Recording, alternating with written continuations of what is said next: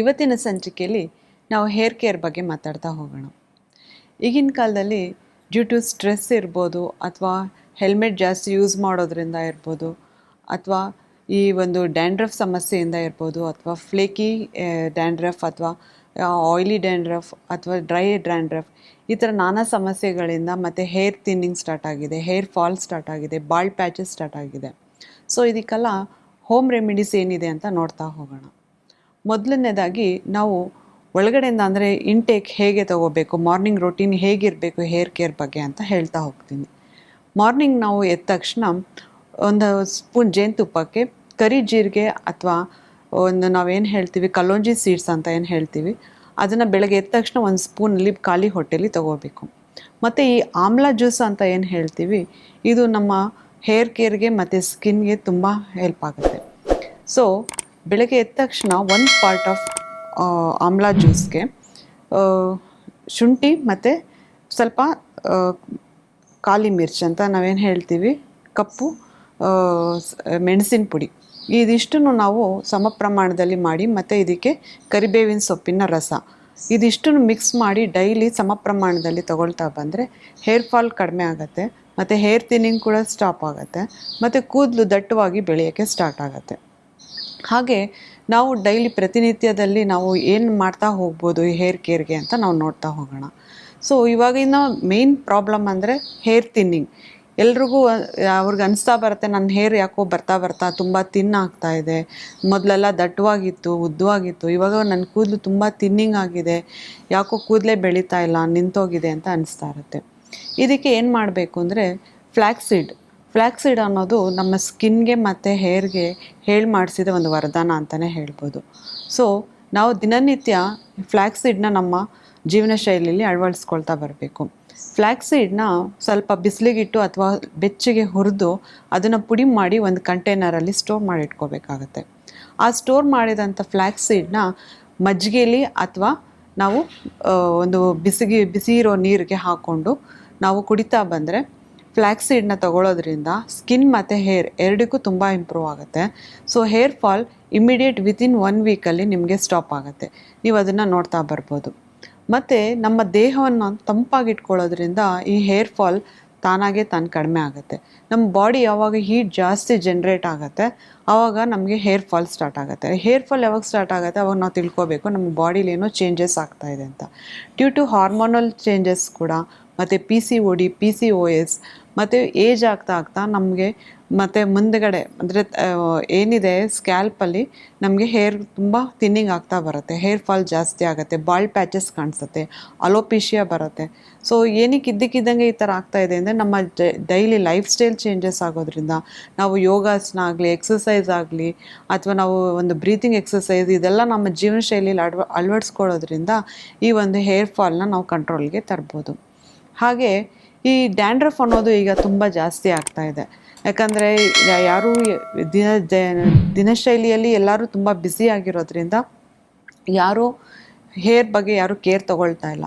So ಆದಷ್ಟು ನಾವು weekly once ನಾವು ಹೇರ್ ಮಾಸ್ಕ್ ಹಾಕ್ಕೊಳ್ಳೋದಾಗಲಿ, ಹೇರ್ ಆಯಿಲಿಂಗ್ ಮಾಡ್ಕೊಳ್ಳೋದಾಗಲಿ, ಅಥವಾ ಮನೇಲೇ ಕೆರಾಟಿನ್ ಟ್ರೀಟ್ಮೆಂಟ್ ತೊಗೊಳ್ಳೋದಾಗಲಿ, ಇದೆಲ್ಲ ಮಾಡ್ತಾ ಬಂದರೆ ಹೇರ್ ಫಾಲ್ ತಾನಾಗಿ ಸ್ಟಾಪ್ ಆಗುತ್ತೆ. ಮತ್ತು ಹೇರ್ ದಟ್ಟವಾಗಿ ಕೂಡ ನಮಗೆ ಬೆಳೀತಾ ಹೋಗುತ್ತೆ. ಈ ಮನೆ ಮದ್ದಲ್ಲೇ ನಾವು ಏನು ಸರಿಪಡಿಸ್ಕೋಬೋದು ಅಂತಂದರೆ ಮೇಯ್ನಾಗಿ ರೋಸ್ಮೇರಿ. ಇವಾಗ ನೀವೆಲ್ಲ ಕಡೆ ಕೇಳ್ತಾ ಇದ್ದೀರಾ, ಇವಾಗ ಎಲ್ಲ ಸೀರಮ್ಗಳಲ್ಲೆಲ್ಲ ಹೇರ್ ಸೀರಮ್ ಬರುತ್ತೆ ಅಂದರೆ ಅದರಲ್ಲಿ ಆಲ್ರೆಡಿ ರೋಸ್ಮೇರಿ ಇರುತ್ತೆ. ಸೊ ನಾವೇನು ಮಾಡಬೇಕು, ಇವಾಗ ನಾನು ಒಂದು ಹೇರ್ ಪ್ಯಾಕ್ ಹೇಳ್ತಾ ಹೋಗ್ತೀನಿ. ಇದನ್ನು ನಾವು ವೀಕ್ಲಿ ಒನ್ಸ್ ಮಾಡ್ಕೊಳ್ಳೋದ್ರಿಂದ ಕೂದಲು ದಟ್ಟವಾಗಿ ಬೆಳೆಯೋದು ಅಲ್ಲದೆ ಉದುರಿರೋ ಕೂದಲು ಕೂಡ ಮತ್ತೆ ಬರುತ್ತೆ. ಬಾಲ್ಡ್ ಪ್ಯಾಚಸ್ ಆಗಿರೋದ್ರಲ್ಲಿ ಕೂಡ ನಮ್ಮ ಹೇರ್ ಫಾಲಿಕಲ್ ಕೂಡ ಸ್ಟ್ರಾಂಗ್ ಆಗಿ ಬರುತ್ತೆ. ಸೊ ಇದಕ್ಕೆ ಏನು ಮಾಡಬೇಕಂದ್ರೆ ಡೈಲಿ ನಾವು ಒಂದು ಹಿಡಿ ಕರ್ಬೇವಿನ ಸೊಪ್ಪನ್ನ ತಿಂತಾ ಬರಬೇಕು.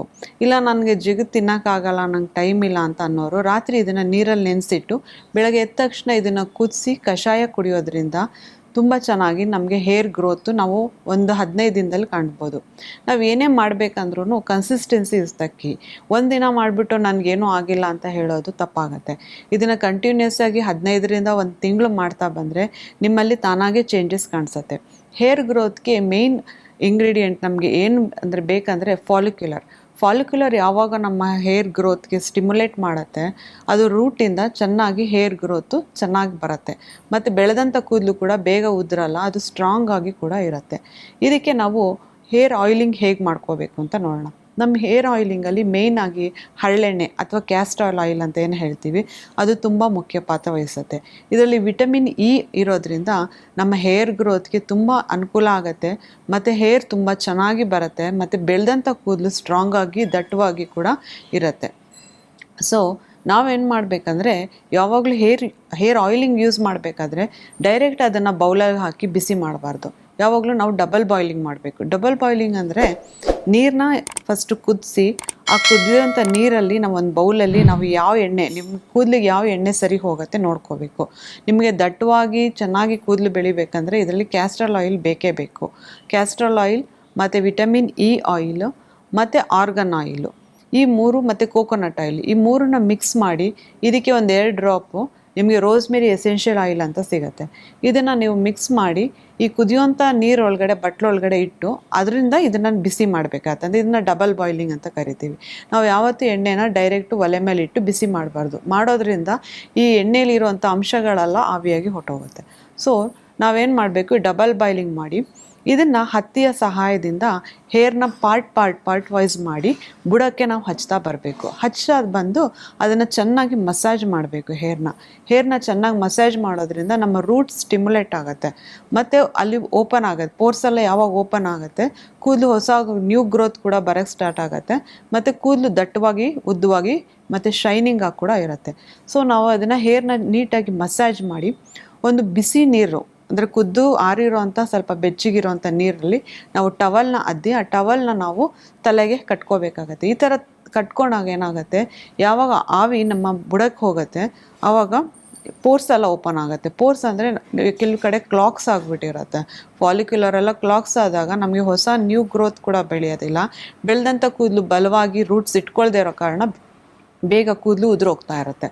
ಸೊ ಅದಕ್ಕೆ ಏನು ಮಾಡಬೇಕು, ಈ ಆವಿ ಮುಖಾಂತರ ಈ ಫಾಲಿಕಲ್ಸು ಮತ್ತು ಪೋರ್ಸ್ ಎಲ್ಲ ಓಪನ್ ಆದಾಗ ಅಲ್ಲಿ ಸೀಬಮ್ ಜನ್ರೇಟ್ ಆಗುತ್ತೆ. ಸೊ ಒಳ್ಳೆ ನಮಗೆ ಪೋಷಕಾಂಶ ಬೇಕಾಗಿರೋ ಹೇರ್ ಆಯಿಲ್ ತಾನಾಗೆ ತಾನು ಬುಡ ಉತ್ಪತ್ತಿ ಮಾಡೋಕ್ಕೆ ಸ್ಟಾರ್ಟ್ ಮಾಡುತ್ತೆ. ಸೊ ನೀವು ಅದನ್ನು ಪ್ಯಾಕ್ ಹಾಕ್ಕೊಂಡು, ಅಂದರೆ ನೀವೇನು ಆಯಿಲ್ ಹಾಕ್ಕೊಂಡಿರ್ತೀರ ಅದ್ರ ಮೇಲೆ ಈ ಒದ್ದೆ ಟವಲ್, ಅಂದರೆ ಬಿಸಿ ಸ್ಟೀಮ್ ಕೊಟ್ಟಿರೋ ಟವಲ್ನ ನೀವು ತಲೆಗೆ ವಾರಕ್ಕೊಂದ್ಸಲ ಕಟ್ತಾ ಬಂದರೆ ನೀವೇ ಆರಾಮ್ಸೆ 1 ವಾರ ಅಥವಾ 15 ದಿನದಲ್ಲಿ ನೀವು ಒಳ್ಳೆ ರಿಸಲ್ಟ್ನ ನೋಡ್ಬೋದು. ಇವತ್ತಿನ ಸಂಚಿಕೆಯನ್ನು ಮುಗಿಸೋಣ. ಧನ್ಯವಾದ.